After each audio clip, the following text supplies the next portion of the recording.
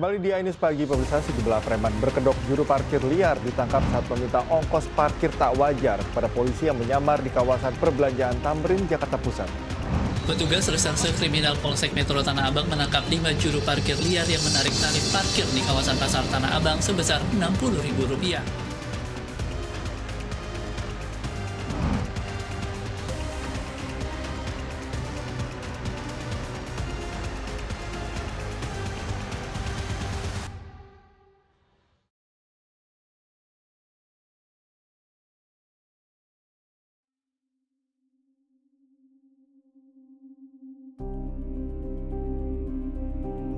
Juru parkir kerap dipandang sebelah mata oleh masyarakat. Akibatnya, pekerjaan ini kerap diposisikan sebagai simbol keterbelakangan ekonomi dan kurangnya pilihan hidup, bukan sebagai bentuk kerja keras atau upaya bertahan di tengah kesulitan.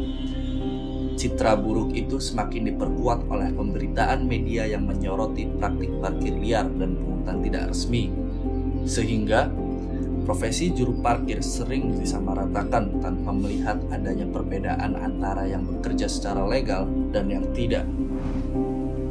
Di sela kesibukan kuliah, bekerja sebagai juru parkir menjadi cara untuk menutupi biaya pendidikan.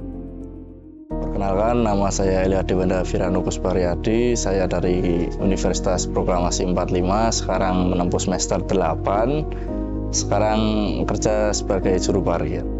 Saya juga di sini kerja sebagai juru parkir dan sambilan sebagai paogah juga. Saya sebagai mahasiswa UT Yogyakarta semester 5 dan saya menyambi sebagai juru parkir.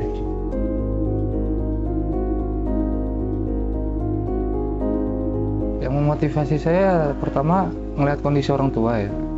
Yang kedua ya dari diri saya sendiri untuk nyari penghasilan untuk keluarga sama untuk saya juga.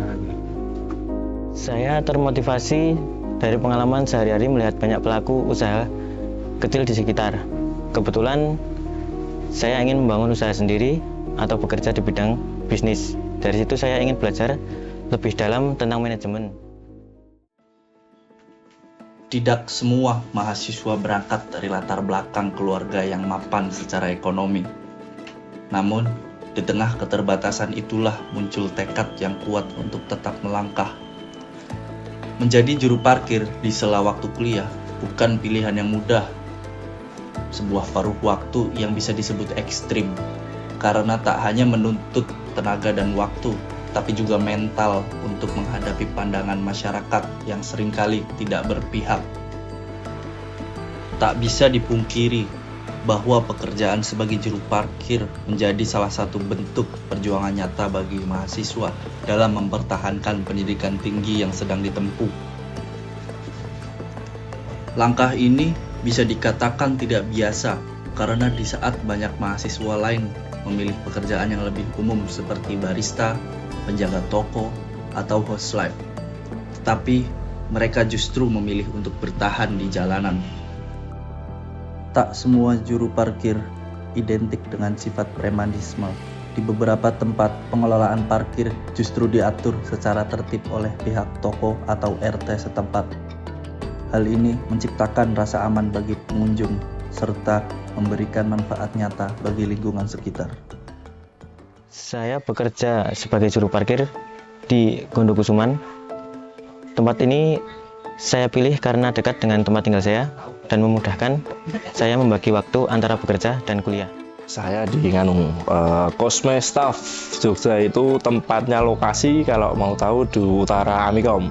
Kalau sebagai paogah di dekat tempat saya ngekos kebetulan ada ya perempatan, pertigaan begitu. Saya suka di situ ya kan, minta izin sama orang sekitar. Dan kalau untuk jaga parkir ada nasi goreng di depan UII di Condong Catur itu, kadang-kadang di situ, kadang-kadang saya ke tempat lain. Jadi pindah-pindah juga sih. Soalnya kan nggak di satu tempat itu cuma satu orang yang jaga parkir. Ada jadwalnya juga, ganti-gantian sama orang lain gitu.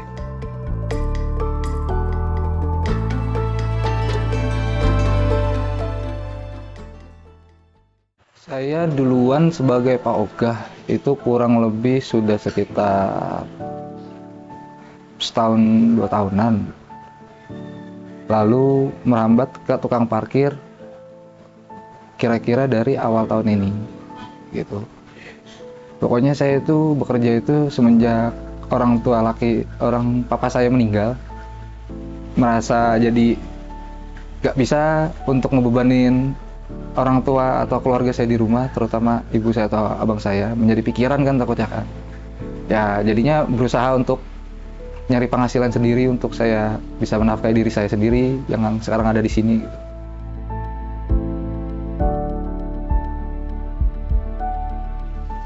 Kebetulan kawasan parkir ini dikelola oleh RT setempat dan kami para juru parkir memberikan iuran kepada kas dan sebagian menjadi penghasilan kami sendiri. Kalau tempat saya ini langsung toko ya, jadi kita sistemnya hitungannya setor toko, bukan persenan ya. Setor toko kita dapat berapa kita setor ya, antara persenan dan enggak tuh gimana, antara bedain dan enggaknya tuh agak susah ya masalahnya, karena setorannya juga enggak terlalu banyak, tergantung dari pendapatan kita juga. Jadi ya serba win-win solution lah di sana. Kita jaga, kita dapat duit, kita store langsung toko, kita nyata sendiri kan. Jadi kita tahu uang yang kita dapat, setoran yang kita dapat, kita tulis, pihak toko tahu, sama-sama enak lah. Jadi sama-sama transparan dengan pendapatan yang ada di sana. Upah sebagai juru parkir memang tidak besar. Seringkali jauh dari kata cukup untuk memenuhi kebutuhan hidup. Tak jarang, keinginan pribadi harus dikorbankan demi memastikan pendidikan tetap berjalan. Tingginya biaya pendaftaran, uang semester, serta kebutuhan pendukung seperti buku dan tempat tinggal seringkali menjadi beban berat.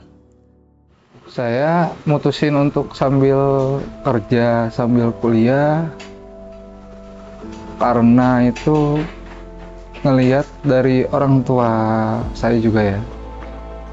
Karena sudah ditinggal sama papa saya juga yang kerja, jadi cuman abang saya doang. Kondisi ibu saya juga kan di satu sisi sudah stroke juga. Jadi mau nggak mau maksa untuk nyari penghasilan sendiri gitu. Untuk nafkahin diri saya sendiri, bisa ngasih ke orang tua juga, dan bisa untuk biaya kuliah. Untuk biaya kuliah ya puji Tuhan udah ke-cover semua berkat parkir ya. Parkir bisa cover biaya kuliah, kebutuhan sehari-hari, baik pulsa, paketan, makan, jajan, dan lain-lain sudah bisa cover. Biaya kuliah pun untuk full 1 semester bisa juga ke-cover berkat dari parkir. Kalau untuk tempat tinggal ya masih tinggal sama orang tua jadi ya masih nggak terlalu tinggi lah untuk biaya pengeluarannya. Begitu. Biaya kuliah saya sebagian besar saya dapat dari pendapatan ketika saya menjadi tukang parkir, Mas.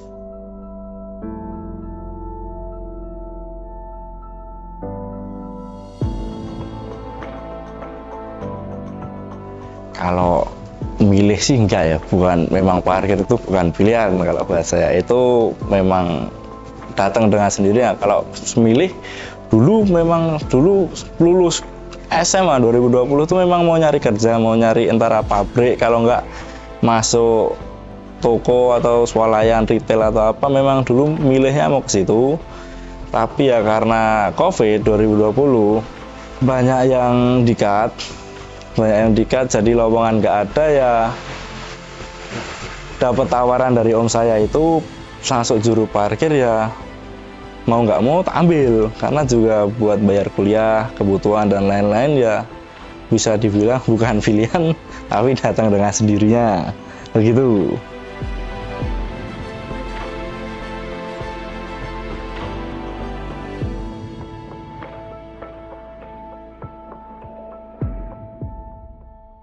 Untuk pandangan negatif awal itu ya masih terlalu diambil hati ya, atau terlalu wah gini banget nih jadi tukang parkir, kayak dilihat sebelah mata, kadang malah sering banget nggak dianggap di sana itu. Jadi mereka itu yang kebanyakan orang-orang yang datang kayak nggak nganggep aku ada gitu loh. Jadi kayak gimana namanya, kurang memanusiakan manusia begitu, dengan pandangan negatif. Apalagi sekarang kan semakin gencar-gencarnya banyak yang tambah negatif, ya cuma bisa lihat aja, oh ya udah ternyata gini, ya cuma bisa benerin aja cara kerjanya gimana. Orang datang ya kita bantuin datang, seberangin dia, motor ditata-tata, kita tata.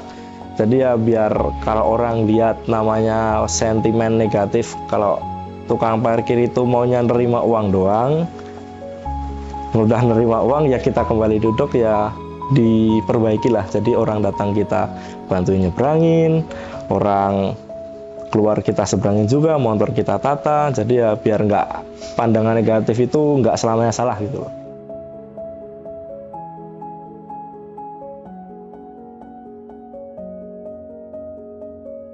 Pandangan negatif terhadap pekerjaan sebagai juru parkir masih sangat kuat di masyarakat.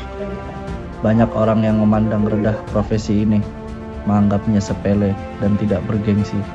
Akibatnya, para juru parkir seringkali mendapat perlakuan yang kurang menyenangkan, seperti cibiran, tatapan merendahkan, hingga sikap tidak sopan dari pengguna jasa parkir. Padahal, di balik pekerjaan sederhana itu, mereka tetap berusaha jujur demi memenuhi kebutuhan hidup dan mempertahankan harga diri.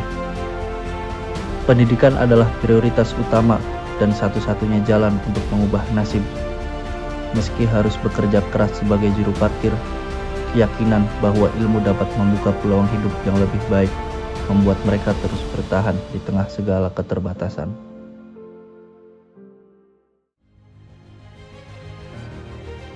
Bagi saya pendidikan itu penting, Mas. Karena pendidikan bukan hanya tentang gelar, tapi kesempatan untuk mengubah hidup saya dan keluarga saya menjadi lebih baik. Pendidikan itu penting ya. Penting untuk jenjang kita ke depannya. Sebagai jalan keluar, memang pendidikan itu bisa menjadi apa ya namanya? Meningkatkan peluang biar dapat pekerjaan yang lebih baik kan, lebih better. Jadi ya dari awal, dari lulus SMA itu ya bukan nih dari habis Covid itu namanya. Kan habis Covid kan rencana lulus SMA mau cari kerja tapi nggak ada, malah mikir-mikir lagi. Masuk dari situ mulai dapat pemikiran, wah kuliah aja biar ya siapa tahu nanti dapat kerjaan yang lebih bagus lah ke depannya di masa depan kan, begitu. Sejak saya merasa bahwa kendala yang saya alami adalah ekonomi, dan menurut saya pendidikan adalah jalan keluarnya. Saya mulai sadar bahwa pendidikan itu penting. Dari situ saya merasa bahwa pendidikan adalah jalan keluar dari keterbatasan yang saya alami sekarang. Di tengah keterbatasan ekonomi, bekerja sebagai juru parkir menjadi pilihan realistis agar tetap bisa melanjutkan kuliah. Setiap rupiah yang diperoleh dari pekerjaan itu menjadi bukti nyata dari kerja keras dan pengorbanan demi masa depan yang lebih baik. Saya tidak menyerah karena saya ingin membuktikan kurang lebihnya kepada diri saya sendiri dan keluarga bahwa keterbatasan bukan alasan untuk terus maju sampai bisa meraih gelar sarjana. Ya itu, jelasnya ya orang tua dan pendidikan. Selesaiin dulu pendidikan selesai, bisa bantu orang tua.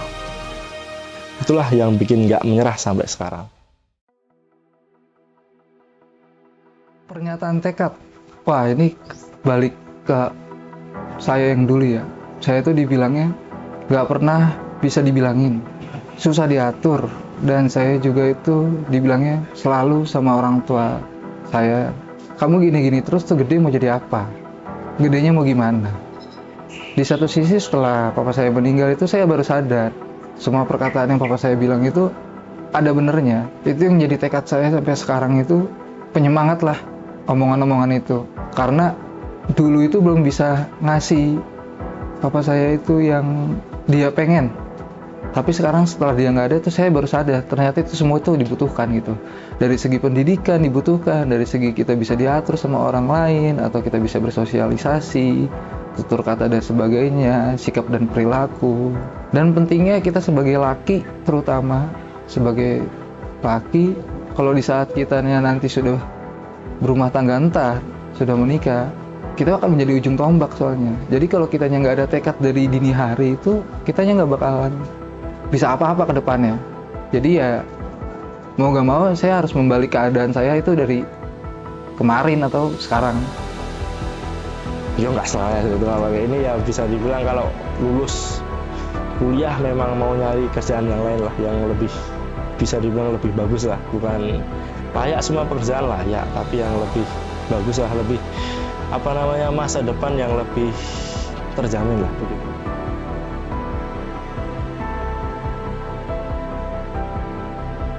Nomor satu paling seneng tuh kalau ada ucapan terima kasih lah, tolong terima kasih tuh jelas seneng banget, merasa dihargai gitu lah.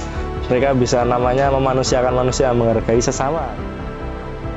Kayak senyuman, terus kayak ucapan terima kasih dari pengunjung-pengunjung yang datang ke sini.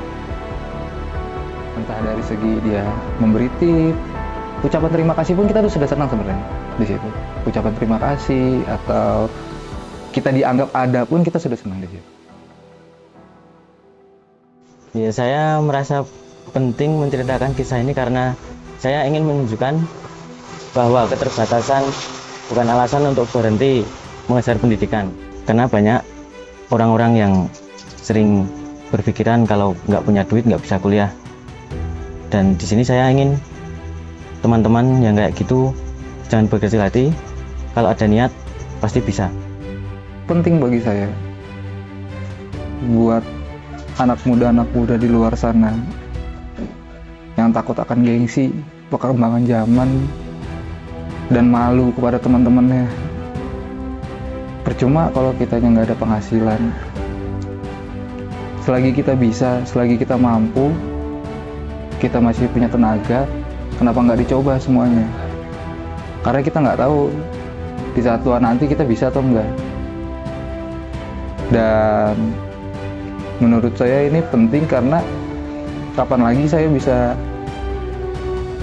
kuliah sambil bekerja dan bisa bayar kuliah dengan hasil keringat saya sendiri. Ya menurut saya ini penting buat diceritakan ya, biar buat yang lain juga ya, mahasiswa biar nggak terlalu memandang rendah lah pekerjaan tukang parkir, nggak terlalu milih-milih kerjaan juga karena memang susah nyari kerja sekarang, susah. Kalau terlalu milih-milih juga mau kerja apa, kalau cuma tidur ya sama aja, nggak ada pemasukan kan. Ya memang jangan, nggak usah malu lah cari kerja. Nomor satu, jangan malu, walaupun sering dipandang rendah orang, ya nggak usah malu, nggak apa-apa, jalanin dulu aja. Di balik pandangan miring masyarakat terhadap profesi juru parkir, tersimpan kisah perjuangan yang syarat nilai ketekunan dan tanggung jawab. Bekerja di sela kesibukan kuliah bukanlah hal yang mudah, terlebih dengan segala tuntutan akademik dan beban sosial yang harus dihadapi.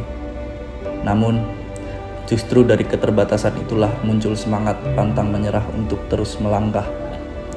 Menjadi juru parkir bukan sekedar mencari penghasilan, tapi juga wujud nyata kemandirian dan komitmen untuk mempertahankan pendidikan. Setiap peluh yang menetes di bawah teriknya matahari menjadi saksi tekad kuat untuk membuktikan bahwa kerja keras mampu menembus batas pandang negatif.